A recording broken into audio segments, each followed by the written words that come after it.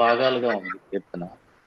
మొదటి భాగము ఆయన యొక్క ధైర్యము, అంటే దేవుణ్ణి కలిగి ఉండటం వల్ల, దేవుణ్ణి విశ్వసించటం వల్ల ఆయన ఏ విధంగా ధైర్యంగా జీవిస్తున్నాడు అన్న ఒక విషయం తెలుస్తుంది. తర్వాత దావీదు యొక్క కోరిక దీంట్లో ఉంది. దావీదు ఏ విధంగా ఉండాలనుకుంటున్నాడు దేవుని పట్ల, దేవునితో అన్నది ఉంటుంది. మూడవదిగా దావీదు దేవుని నుంచి ఏం కోరుకుంటున్నాడు అన్నది ఈ విషయంలో ఇందులో తెలుస్తుందండి. మొదటిగా ఈయన యొక్క అచంచలమైన విశ్వాసం మనకు తెలుస్తుంది. అయితే ఆయన తన యొక్క విశ్వాసం ద్వారా ఎంతో ధైర్యము కలిగి జీవిస్తున్నాడు. ఆ దావీదు జీవితం అంతా మనకు తెలుసు, కష్టాలు శ్రమలతో కూడుకుని ఉంది. ఆయనకి శత్రువులు అనేకులు. సాధారణంగా రాజుగా ఉన్నాడు కాబట్టి ఇతర రాజ్యాల నుంచి ఆయనకి శత్రువులు ఉంటారు ఎవరికైనా. కానీ దావీదు విషయంలో వేరు. ఆయనకి సొంత రాజ్యంలోనే, సొంత ఇంటిలోనే శత్రువులు ఉన్నారు. ఆయన కుమారుడు, ఆయన మామ, ఇలాగ ఆయనకి శత్రువులుగా ఉన్నారు. అయినప్పటికీ దావీదు తన విశ్వాసం ద్వారా దేవుని మీద ఆధారపడి ఎంతో ధైర్యం కలిగి జీవించాడు. వారిని ఎదుర్కొన్నాడు, గెలిచాడు కూడా. అదే ఆయన ఈ మొదటి వచనంలో ఉంది. యెహోవా నాకు వెలుగును రక్షణనై ఉన్నాడు, నేను ఎవరికి భయపడుదును? యెహోవా నా ప్రాణదుర్గము, నేను ఎవరికి వెరుతున్నాను అంటున్నాడు. అంటే దేవుడైన యెహోవా నాకు వెలుగుగాను రక్షణగాను ఉన్నప్పుడు నేను ఎవరికి భయపడాల్సిన అవసరం లేదు. ఆయన నా ప్రాణదుర్గమై ఉన్నప్పుడు నేను ధైర్యంగా ఉంటాను, ఎవరికి భయపడనని చెప్తున్నాడు. అంటే యెహోవాను గనుక మనం దేవుడుగా కలిగి ఆయన మీద మనం పూర్తి విశ్వాసం కలిగి జీవించినట్లయితే దేవుడు మనకు రక్షణగా ఉండి మన చుట్టూ కంచె వలె ఉంటాడు ఆయన. ఆయన కంచెను ఏర్పాటు చేస్తాడు. ఎవరు మన శత్రువు మనల్ని తాకకుండా. శత్రువు మనల్ని తాకాలంటే ఆ కంచెను దాటి రావాలి. ఆ కంచె దేవుడేసిన కంచె కాబట్టి, అంటే దేవుడిని తాకాలన్నమాట. అది ఎవరికైనా అసాధ్యము కాబట్టి, అటువంటి గొప్ప దేవుణ్ణి మనం తోడుగా కలిగి ఉంటే శత్రువు ఎంతటి వాడైనా గాని, దావీదు మహారాజు ఏ విధంగా ధైర్యం కలిగి ఆయన జీవితాన్ని కొనసాగించాడు, మనం కూడా అదే రీతిగా కొనసాగించగలం. అయితే 2, 3 వచనాల్లో అదే చెప్తున్నారు.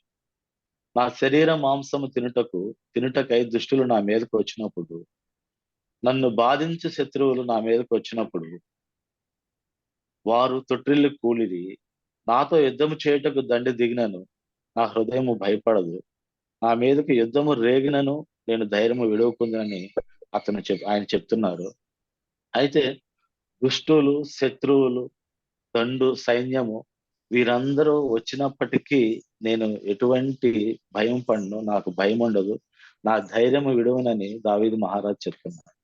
అయితే దేవుడు తోడుగా ఉన్నాడు కాబట్టే ఆయన అంత ధైర్యంగా ఆ మాట చెప్పగలుగుతున్నారు. సో మనకు కూడా దేవుడు తోడుగా ఉన్నట్లయితే మనం కూడా అటువంటి ధైర్యం చెప్పుకోగలిగే స్థితిలో ఉంటాము. అయితే దేవుడు తోడుగా ఉన్నాడని మనం ఎప్పుడు చెప్పగలం అంటే దేవుని పట్ల మనకున్నటువంటి విశ్వాసమును బట్టి మాత్రమే మనం ఆ విషయం చెప్పగలం.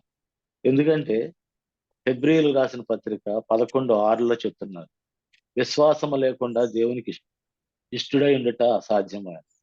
అంటే విశ్వాసం కలిగి ఉంటే మనం స్థిరమైన బలమైన విశ్వాసం దేవుని పట్ల మనం కలిగి ఉంటే దేవునికి ఇష్టలుగా ఉంటాం. దేవుడికి మనం ఇష్టలుగా ఉన్నట్టయితే దేవుని దగ్గర నుంచి దేవుడు మనకు తోడుగా ఉంటాడు. దేవుడు మనకు తోడుగా ఉన్నప్పుడు మాత్రమే మనం ఆ ధైర్యం పొందుకోగలుగుతాం.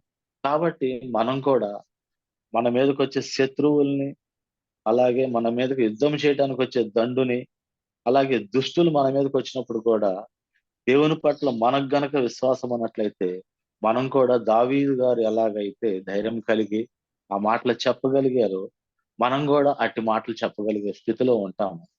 అయితే శత్రువులు, దుష్టులు, యుద్ధం చేసేవాళ్ళు దావీదు గారికైతే ప్రత్యక్షంగా ఉన్నారు. ఆయన రాజు కాబట్టి ఆయనకి అనేకులు శత్రువులు ఉన్నారు. ఈ లోకంలో క్రైస్తవులమైన మనకు కూడా కొంతమంది శత్రువులు ఉన్నారు, దుష్టులు ఉన్నారు. మన మీద యుద్ధం చేసేవాళ్ళు కూడా ఉన్నారు. అయితే మనం వారిని ఎదుర్కోవాల్సి ఉంటుంది. వాళ్ళు ఎవరంటే అపవాది, వాడి యొక్క సైన్యం అయినటువంటి దురాత్మల సమూహము. అయితే మనము వారితో యుద్ధం చేయవలసి ఉంటుంది. హ్మ్. దయచేసి ఎవరన్నా ఎఫెసీయులకు రాసిన పత్రిక 6, 12 వచనం, 6వ అధ్యాయం 12వ వచనం ఒకసారి చూడండి. ఏలయనగా మనము పోరాడునది శరీరులతో కాదు కాని ప్రధానులతోనూ అధికారులతోనూ ప్రస్తుత అంధకార సంబంధులకు లోకనాథులతోనూ ఆకాశ మండలమందున దురాత్మల సమూహములతోనూ పోరాడుచున్నాము. ఆమె చాలు. మనము దురాత్మల సమూహంతోనూ అంధకార ఆకాశ మండలం అందున దురాత్మల సమూహంతో పోరాడుతున్నాము. ప్రస్తుత లోకంలో ఉంటున్న అంధకార సంబంధులకు లోకనాథులతో మనం పోరాడవలసి ఉంటుంది. కాబట్టి మనం వారితో పోరాడాలంటే మనకున్నటువంటి మన బలము, మన ధైర్యము, మన శక్తి సరిపోదు. అందుకని వారిని ఎదిరించడానికి మనకు ఒక ప్రత్యేకమైన శక్తి కావాల్సి ఉంది. ఆ శక్తి మనకి దేవుడి దగ్గర నుంచే వస్తుంది. అందుకనే 13వ వచనంలో చెప్తున్నారు. 13 కొంచెం. అందుచేతను మీరు ఆపద్దినమందు వారిని ఎదిరించుటకును సమస్తము నెరవేర్చిన వారై నిలవబడుటకును శక్తిమంతులగునట్లు దేవుడిచ్చు సర్వాంగ కవచమును ధరించుకొనుడి. ఆమేన్. ఆమేన్. ఆమేన్. మనము సమస్తమును నెరవేర్చిన వారిని నిలబెట్టుకు వారిని ఎదిరించటానికి మనకి శక్తి కావాల్సిన వారమై ఉన్నాము. ఆ శక్తిని మనం పొందుకోవాలంటే దేవుడిచ్చు సర్వాంగ కవచం మనం ధరించుకోవాల్సి ఉంటుంది. ఆ కవచము మనం ధరించుకుంటే తప్ప మనము ఇటువంటి మనకు కనపడినటువంటి దురాత్మల సమూహంతోనూ, అపవాది సమూహంతో మనము యుద్ధము చేయగలిగే స్థితిలో ఉంటాం. మనం కనుక మనం వాటిని ధరించుకోవాల్సి ఉంది. అయితే కింద వచనాల్లో మొత్తం ఆ సర్వాంగ కవచముకు సంబంధించి ఏమేమి ధరించాలని చాలా 7 మాటలుంటాయి. అయితే మనకు ప్రస్తుతం ఇప్పుడు 2 వీటి గురించి తెలుసుకుందాము. ఒకటి, విశ్వాసం అనే డాలు పట్టుకోమని ఉంటుంది. పట్టుకొనుడి. తర్వాత దేవుని వాక్యమైన ఆత్మ ఖడ్గమును ధరించుకొనుడని దేవుని వాక్యం సెలవిస్తుంది. అయితే ప్రధానంగా దావీదు గారు ఆయన యొక్క విశ్వాసం కలిగి ఉండటం ద్వారా ఆయన విశ్వాసమైన డాల్ను పట్టుకొని ఉన్నారు. దేవుని వాక్యం అనే ఆత్మ ఖడ్గమును కూడా ఆయన ధరించుకొని ఉండటం వలన ఆయన గొ- గొప్పగా పోరాటం చేయగలిగారు. దేవుని సన్నిధిలో ఆయన విజయం పొందుకోగలిగారు అన్నమాట. అటువంటి దావీదు ఆ విధంగా ధైర్యం పొందుకోగలిగాడు. సో ఈ విధంగా చూసినట్లయితే విశ్వాసంతో మాత్రమే మనము అటువంటి ధైర్యం పొందుకోగలుగుతాం. దావీదు మహారాజు పొందుకున్నటువంటి ఆ ధైర్యం పొందుకోగలుగుతాం. మనము కూడా అటువంటి ఆ విశ్వాసం అనే డాలుని, ఆత్మ ఖడ్గము అనే వాక్యమును మనం పట్టుకున్నట్లయితే మనము కూడా సులువుగా జయించగలుగుతాము. కాబట్టి మనం కూడా అటువంటి విశ్వాసం కలిగి ఉండాలి. తర్వాత 4వ వచనంలో చూసినట్లయితే, యెహోవా యొద్ద ఒక వరము అడిగితిని, దానిని నేను వెదకుచున్నాను. యెహోవా ప్రసన్నతను చూచుటకు ఆయన ఆలయములో ధ్యానించుటకును నా జీవిత కాలం అంతయు నేను యెహోవా మందిరంలో నివసింపగోరుచున్నాను. అయితే దావీదు గారు ఆయన పట్ల విశ్వాసమే కాదు, దేవునితో ఒక మంచి సంబంధం కలిగి ఉండాలని కోరుకుంటున్నాడు. అది శాశ్వతమైన సంబంధము. అందుకే ఆయన అంటున్నారు, నా జీవిత కాలం అంతయు నేను యెహోవా మందిరములో నివసింపగోరుచున్నాను. అంటే నిరంతరము ఆయన సన్నిధిలో ఉంటూ ఆయనను ధ్యానిస్తూ ఆయనతో కలిసి జీవించాలని కోరుకుంటున్నాడు. ఆయనతో సత్సంబంధం కావాలని కోరుకుంటున్నాడు దావీదు మహారాజు. ఆయన సన్నిధిని కోరుకుంటూ ఆయన సన్నిధిలో ఆయన ఆలయంలో మనం ధ్యానిస్తూ ఉండటం వలన దేవుడు మనకు సహాయంగా ఉంటాడు. అదే దావీదు గారు కూడా నమ్ముచున్నారు. ఆయనతో సత్సంబంధము, ఆయనతో సన్నిహిత్యం కలిగి ఉంటే ఆయన మనకి ఏం చేస్తారని తర్వాత వచనంలో ఆయన చెప్తున్నారు. ఆపత్కాలమున ఆయన తన పర్ణశాలలో నన్ను దాచును. తన గుడారపు మాటను నన్ను దాచును. ఆశ్రయ దుర్గం మీద ఆయన నన్ను ఎక్కించునని వాక్యం సెలవిస్తుంది. దావీదు గారు చెప్తున్నారు. ఆయన నమ్ముతున్నారు. ఆపద కాలంలో ఉన్నప్పుడు ఆయన మనల్ని కాపాడుతాడు. తన పర్ణశాలలో దాస్తాడు. తన గుడారంలో మనల్ని దాసే దేవుడుగా ఉన్నాడు. కాబట్టి అదే విధంగా మనం కూడా ఆయన సన్నిధిని వెతుక్కున్నట్లయితే, ఆయనతో సహవాసం చేస్తున్నట్లయితే, నిత్యము నిరంతరం ఆయన్ని ధ్యానిస్తున్నట్లయితే, ఆయన కూడా మనల్ని తన ఆశ్రయదుర్గం మీద మనల్ని ఎక్కిస్తాడు. అయితే ఆయన మనల్ని దావీదు గారిని ఏ విధంగా ఎక్కించారో మనల్ని కూడా ఎక్కించేవారుగా ఉన్నారు. మనము కూడా ఆయన చేత మనం పైకి లేపబడాలంటే మనం ఏం చేయాలంటే, అదే దావీదు కీర్తన 40వ అధ్యాయం ఒకసారి తీసినట్లయితే మొదటి వచనములో, దావీదు కీర్తన 40వ అధ్యాయం మొదటి వచనం ఒకసారి చదువు. యెహోవా కొరకు నేను సహనముతో కనిపెట్టుకొంటిని, ఆయన నాకు చెవియొగ్గి నా మొర ఆలకించెను. ఆమేన్. ఆయన నేను యెహోవా కొరకు సహనంతో కనిపెట్టుకున్నాను. నాకు చెవి యొగ్గి ఆయన నా మొర ఆలకించారని దేవుని వాక్యం సెలవిస్తుంది. ఆయన చెప్తున్నారు. అయితే అంతకుముందు 39వ అధ్యాయంలో 12వ వచనం కూడా ఆయన ఇదే మాట చెప్తున్నారు. యెహోవా నా ప్రార్థన ఆలకింపుము, నా మొరకు చెవియొగ్గుము, నా కన్నీళ్లు చూచి మౌనముగా నుండకము అని అడుగుతున్నారాయన. నీ దృష్టికి నేను అతిథి వంటి వాడను. నా పితరుల వాళ్ళందరి వలె నేను పరవాసినై ఉన్నాను అన్నాడు. అయితే ఆయన మొరపెట్టుకుంటున్నాడంట ఆయన. సహనంతో కనిపెట్టుకుంటున్నాడు. అంటే ప్రార్థనకి, మొరకి కొంత వ్యత్యాసం ఉంది. మొర అన్నది ప్రార్థనకి ఇంకా లోతైన ప్రార్థన చేయటం మొరపెట్టడం అంటారు. కన్నీటి ప్రార్థన చేయటం మొరగా మనం పిలవవచ్చు. కాబట్టి ఆయన నాకు చెవియొగ్గి నా మొర ఆలకించమంటున్నారు. అంటే అంతకుముందు 12వ వచనంలో చెప్పారు 39లో. నేను నా కన్నీళ్లను చూచి దూరంగా ఉండవద్దు అంటున్నాడు. నా మొరను ఆలకించమని దేవుణ్ణి ఆయన కోరుకుంటున్నాడు. కాబట్టి మనము కూడా అటువంటి కన్నీటి ప్రార్థన చేయవలసిన వారమై ఉన్నాము. ఏదైనా ఒక కార్యం మన జీవితంలో సాధించుకోవాలి, దేవుని దగ్గర నుంచి పొందుకోవాలి అంటే మామూలు ప్రార్థన అయితే సరిపోదు. తీవ్రమైన ప్రార్థన మనం దేవుని సన్నిధిలో గోజాడవలసిన అవసరం ఉంది. దేవుని యొద్ద మనం కన్నీటితో ప్రార్థన చేస్తూ మొరపెట్టుకోవాల్సిన అవసరం ఎంతైనా ఉంది. అయితే ఆ విధంగా మొరపెట్టితే ఏమవుతుందంటే ఆయన నాశనకరమైన గుంటలో నుండి 2వ వచనం 40వ అధ్యాయంలో నాశనకరమైన గుంటలో నుండి జిగటగల దొంగ ఊబిలో నుండి ఆయన నన్ను పైకెత్తును. అంటే దావీదు గారు చేసిన ఆ మొరను ఆయన ఆలకించి ఆయన్ని నాశనకరమైన గుంటలో నుండి పైకి లేవనెత్తాడు దేవుడు. జిగటగల దొంగ ఊబిలో నుంచి కూడా పైకి లేపి ఆయన పైకెత్తున్నాడని చెప్తున్నాడు. అయితే ఇదే విధంగా మనము కూడా మనం ప్రార్థన చేసినట్లయితే మనల్ని కూడా అదే రీతిగా ఆయన నాశనకరమైన గుంట, అంటే నాశనకరమైన గుంట అంటే పాపపు స్థితిలో ఉన్నప్పుడు, అలాగే జిగటగల దొంగ ఊబి. దొంగ ఊబి గూడా అది మనం మునిగిపోయే స్థితి. ఇంకా అక్కడి నుంచి బయటపడే అవకాశం లేదు. ఈ లోకానుసారంగా మనం చూసినట్లయితే గుంటలో పడినా, ఏదైనా ఊబిలో చిక్కుకున్నా గాని, వాళ్ళకి వారు ఎవరు పైకి రాలేరు. ఎవరైనా ఆసరా ఇవ్వాలి. మనం చాలా సార్లు చూసుంటాము. పైనుంచి ఎవరైనా వెళ్లి ఏదన్నా సహాయం అందజేయాలి. వాళ్ళకి తాడు ద్వారా గాని, కర్రలు గాని అందించి సహాయం చేస్తే తప్ప వారు ఆ గుంటలో నుంచి గాని, ఆ ఊబిలో నుంచి గాని బయటికి రాలేరు.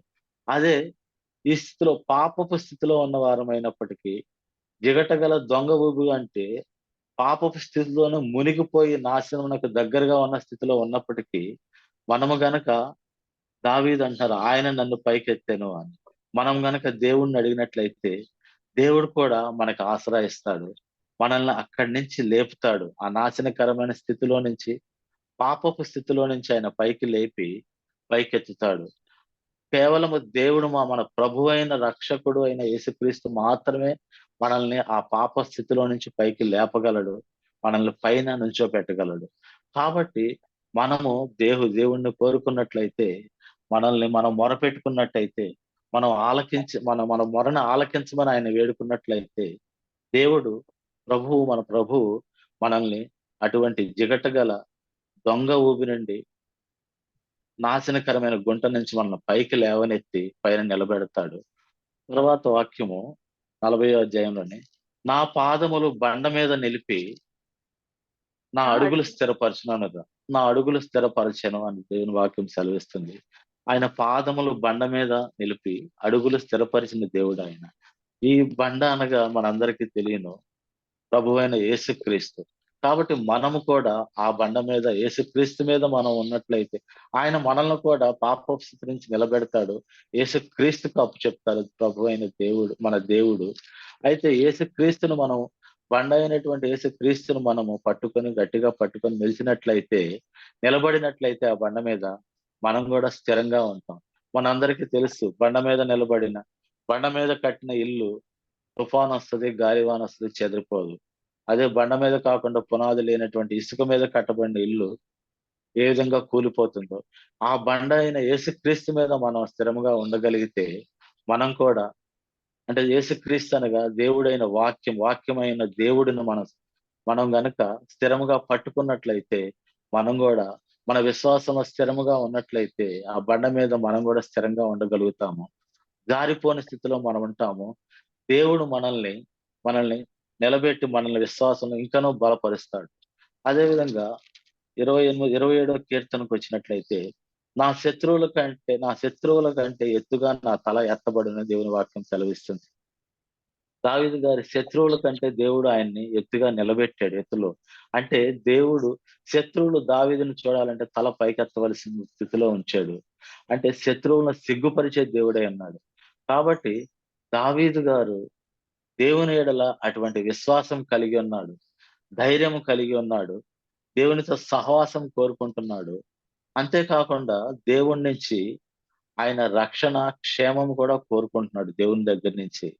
అలా 6వ వచనంలో చూసినట్లయితే, ఇప్పుడు నన్ను చుట్టుకొనిన నా శత్రువుల కంటే నా శత్రువులు తల ఎత్ ఎత్ శత్రువుల కంటే నా తల ఎత్తబడును. ఆయన గుడారంలో నేను ఉత్సాహ ధ్వని చేయుచు బలులు అర్పించునని దేవుని వాక్యం ద్వారా ఆయన సెలవిస్తున్నాడు. ఆయన బలి అర్పిస్తున్నాడంట. ఉత్సాహ బలి అంటే స్తోత్ర బలి. ఆయన హృదయపూర్వకంగా దేవునికి బలి అర్పిస్తున్నాడు. అటువంటి ఉత్సాహ ధ్వని దేవుడు చేసిన మేలును బట్టి ఆయన దేవునికి అర్పించగలుగుతున్నాడు. అయితే దావీదుకి దేవుడే సాక్ష్యం ఇచ్చాడు దావీదుని గురించి, నా హృదయానుసారుడు అని. అంటే ఆయనకి దేవుని హృదయం ఏంటో దేవునికి హృదయం ఏంటో దావీదుకు బాగా తెలుసు. దేవుడు ఏది కోరుకుంటున్నాడో దావీదుకి తెలుసు కాబట్టి, అట్టి రీతిగా ఆయన తన హృదయాన్ని బలి అర్పణగా దేవునికి అర్పించాడు దావీదు. కాబట్టి అట్టి బలి దేవునికి అంగీకారమైంది కాబట్టి, దావీదుకు అన్ని విషయాల్లో దేవుడు తోడుగా ఉంటున్నాడు, కాపాడుతూ వస్తున్నాడు.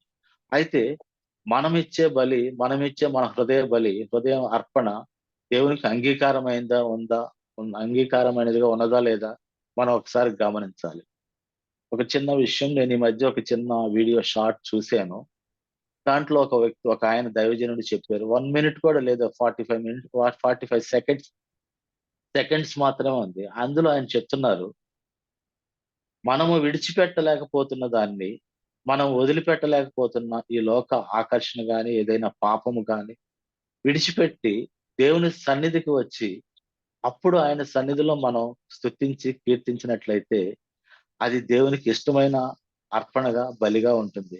అంతేగాని మన ఇష్టానుసారం మనం జీవిస్తూ వారమంతా మనం జీవిస్తూ, ఆదివారం సంఘానికెళ్ళిపోయి, చేతులెత్తి చప్పట్లు కొట్టి పాటలు పాడితే అది నిజమైన ఆరాధన కాదు. అట్లా చేయటం వలన దేవుణ్ణి అవమానించిన వారం అవుతాం అని చెప్పి ఆయన చెప్పడం జరిగింది. ఒక్క 40 సెకండ్‌లోనే చెప్పారాయన. ఆయన, ఆయన చెప్పిన దాన్ని విన్న తర్వాత నాకు బైబిల్ గ్రంథంలో అబ్రహాం గారి గురించి జ్ఞాపకం వచ్చింది. ఒకసారి ఆదికాండం 22వ అధ్యాయం 12వ వచనం ఒకసారి చూడండి. 2వ వచనం ఒకసారి చూసినట్లయితే, అప్పుడు ఆయన, నీకు ఒక్కడై ఉన్న నీ కుమారుని అనగా నీవు ప్రేమించు ఇస్సాకుని తీసుకొని మోరియా దేశమునకు వెళ్ళి, అక్కడ నేను నీతో చెప్పబోవు పర్వతములలో ఒక దాని మీద దహన బలిగా అతన్ని అర్పించమని చెప్పాను. ఆమేన్. అయితే అబ్రహాంకి దేవుడు ఆ పై వాక్యంలో అబ్రహామును దేవుడు శోధించను అని చెప్పి, దేవుడు నీకు ఒక్కడై ఉన్న కుమారుని, ఇక్కడ 3 విషయాలు, నీ ఒక్కడై ఉన్న కుమారుడు నీవు ప్రేమించే ఇస్సాకును దహన బలిగా అర్పించమన్నాడు. అయితే తర్వాత మనం చూసాం, ఇది అందరికి తెలుసు. ఆయన వెళ్ళాడు, ఆ ప్రాంతానికి వెళ్ళి 3వ నాడు, 4వ వచనంలో ఉంది, 3వ నాడు కన్నులెత్తి దూరం నుండి ఆ చోటు చూచి తన పనివారితో చెప్తున్నారు, మీరు గాడిదతో ఇక్కడే ఉండుడి, నేనును ఈ చిన్నవాడును వెళ్ళి దేవునికి మొరొక్కి మరలా వచ్చేదమని చెప్పి అని 5వ వచనంలో ఉంది. అయితే దేవుడు ఇందులో చాలా విషయాలు మనం దైవజనుల ద్వారా తెలుసుకున్నాము. ఇక్కడ నేను చెప్పబోయేదంటే, నేనును ఈ చిన్నవాడును అక్కడికి వెళ్ళి దేవుని మొరొక్కి మరలా వచ్చేదము అంటున్నారు. దేవుని మొరొక్కి వస్తామంటున్నారు. అంటే తెలుసు ఆయనకి దేవునికి బలి ఇవ్వబోతున్నాడని. అయితే ఇంగ్లీష్ బైబిల్‌లో మొరొక్కి అన్న దగ్గర వర్షిప్ అని ఉంటుంది. అంటే ఆరాధించి వస్తామని ఉంటుంది.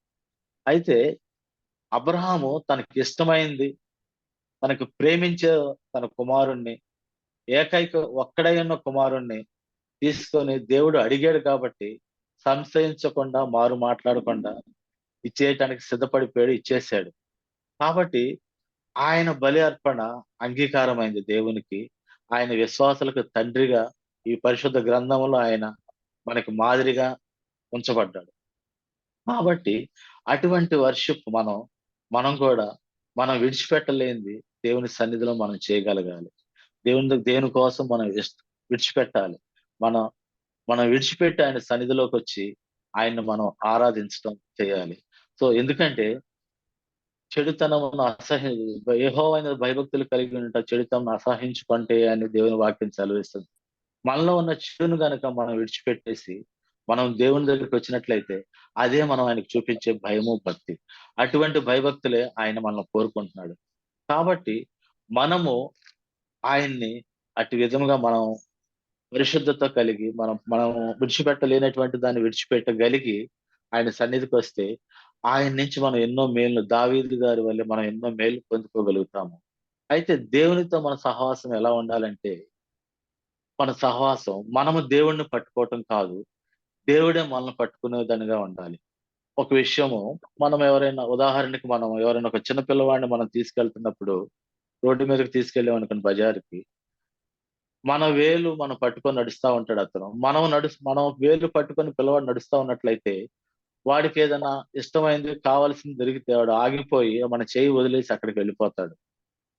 మనం వాడి వెనకాల వెళ్లి మనం వాడిని పట్టుకోవాల్సుంటుంది. అదే విధంగా మనం గనక వాడి చెయ్యి పట్టుకున్నట్టయితే, ఆ పిల్లవాడు వాడికి కావాల్సింది కనపడినా గాని అక్కడికి వెళ్ళాలని ప్రయత్నించినా గాని వెళ్ళలేడు. ఎందుకంటే మనం గట్టిగా పట్టుకొని ఉన్నాం కాబట్టి. దేవునితో గూడా మన సహవాసం అలాగే ఉండాలి. మనం దేవుడిని పట్టుకునే దానికంటే మనం పట్టుకోవాలి. మనం దేవుడిని పట్టుకునే దానికంటే, దేవుడు మనల్ని పట్టుకునేదిగా మన సహవాసం దేవునితో ఉంటే, మనము లోకాశలు ఎన్నొచ్చినా గాని, ఆ లోకాశలకి ఒక్కొక్కసారి మనం వాటి వైపు ఆకర్షితులవుతున్నప్పటికి గాని, దేవుడు మనల్ని పట్టుకోవటం వలన మనము అక్కడికి మన స్థితి దేవుని దగ్గర నుంచి మనం దూరంగా వెళ్ళలేము మనం. దేవుడు మనల్ని పట్టుకుంటాడు కాబట్టి, మనం కాపాడబడుతూ ఉంటాము. కాబట్టి దేవుడు మనల్ని పట్టుకునే విధంగా మనం దేవుని కోరుకోవాలి. దేవునికి ప్రార్థన చేయాలి. అంటే దేవుడు మనల్ని పట్టుకోవాలంటే మనం ఏం చేయాలంటే, మనము ఆయన అటెన్షన్ మనం డ్రా చేయాలి. దేవుని దృష్టి మన వైపు రావాలంటే మన ప్రార్థన ద్వారా, మన విశ్వాసము అంతకంతకు అంచెలంచెలుగా పెరుగుతూ ఉండాలి. ఏ విధంగానంటే దేవుణ్ణి చూడాలన్న ఆసక్తితో జక్కయ్య చెట్టెక్కినప్పుడు ప్రభువైన యేసుక్రీస్తు వారు నడుచుకుంటూ వెళ్లి ఆ చెట్టు కింద ఆగి, తన కన్నులు పైకెత్తి తల పైకెత్తి పైకి చూచి, "జక్కయ్య కిందికి రా, నేడు మీ ఇంట నివస నేను మీ ఇంట ఈ దినము నివసింపజేయగోరుచున్నాను" అన్నాడు. అంటే అట్టి రీతిగా ఆయన మనతో నివసించాలి. ఆయన మనతో ఉండాలి అంటే, మనం మన విశ్వాసం కూడా పైకెళ్ళాలి. ఆయన ఏ విధంగా పైకెక్కి ఆసక్తి కనపరిచి దేవుణ్ణి చూడాలని ఆ చెట్టు పైకెక్కాడో, మనం కూడా విశ్వాస జీవితంలో పైకి కొత్త మెట్లు, ఇంకా పై మెట్లు ఎక్కుతూ ఉండాలి.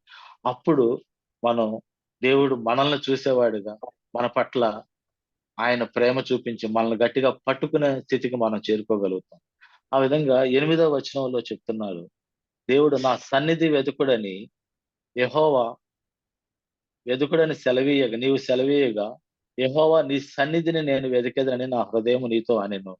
అంటే నువ్వు స దేవుడు నా సన్నిధి వెతకమని చెప్పినప్పుడు నేను వెతుకుతానని నా హృదయం నీతో అనెనని దావీదు చెప్తున్నాడు. అయితే దేవుడు నా సన్నిధిని వెదకమని ఒక పిలుపునిస్తున్నాడు. ఈ పిలుపుకి దావీదు ప్రతిస్పందించి వెతుకుతానని దేవునితో తీర్మానం చేసుకుంటున్నాడు.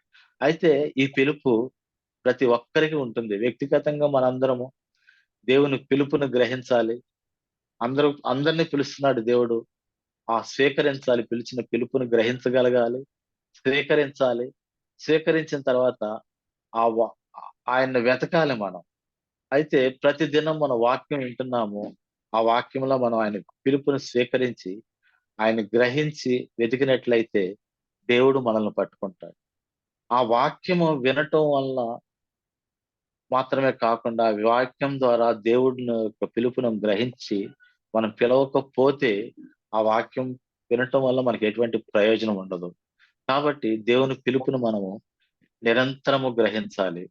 నిరంతరం గ్రహించి ఆ పిలుపుకు లోబడి మనం జీవించవలసిన వారమే.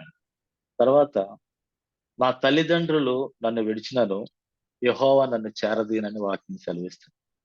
ఈ లోకంలో అన్ని సంబంధాల్లోకి మనల్ని ఎక్కువగా ప్రేమించేది మన తల్లిదండ్రులు మాత్రమే. అయితే అటువంటి తల్లిదండ్రుల నుంచైనా మనకు కొన్ని సార్లు నిరాదరణ కలగవచ్చునేమో. వారికంటే కూడా నమ్మదగిన దేవుడు మనకున్నాడు. మనం ఆ దేవుడిని ఆరాధిస్తున్నాం కాబట్టి ఆ దేవుడు మనల్ని నిరాశపరచడు. నిరాదరణ ఆ దేవుడి నుంచి మనకు కలగదు. ఒక్కొక్కసారి మనకి సమస్యలు అనేకం ఉండొచ్చు. ఆ సమస్యల్లో ఆ సమస్య తీరే మార్గము మనకి కనపడకపోవచ్చు. దారులన్నీ మూసుకుపోతా ఉంటాయి. అటువంటి స్థితిలో మనము దేవుణ్ణి గనక వేడుకున్నట్లయితే, మనం మొరపెట్టినట్లయితే, ఆయన్ని ఆశ్రయించినట్లయితే, మూసుకుపోయిన మార్గాలన్నిటిని ఆయన దారి తెరుస్తాడు. ఆ మార్గాన్ని సరళం చేసి ఆయన నడిపించే దేవుడుగా ఉన్నాడు. కాబట్టి మనము ఆయన సన్నిధిలో గనక మనము ఆయన వేడుకున్నట్లయితే దేవుడు మనకు సహాయకుడుగా ఉన్నాడు. ఆ రక్షణ ఆయన వెలుగు, ఆయన రక్షణ మనకు తోడుగా ఉంటే దావీదు మహారాజు వలె మనము కూడా ధైర్యం కలిగి జీవించగలిగిన వారమై ఉంటాము. అట్టి రీతిగా ఆయనలాగా ఆయన ఏది కోరుకున్నాడు, ఆయన ప్రసన్నతను కోరుకున్నాడు, ఆయన సన్నిధిలో ఉండాలని కోరుకున్నాడు. ఆయన కోరుకున్నాడు, అలాగే జీవించాడు.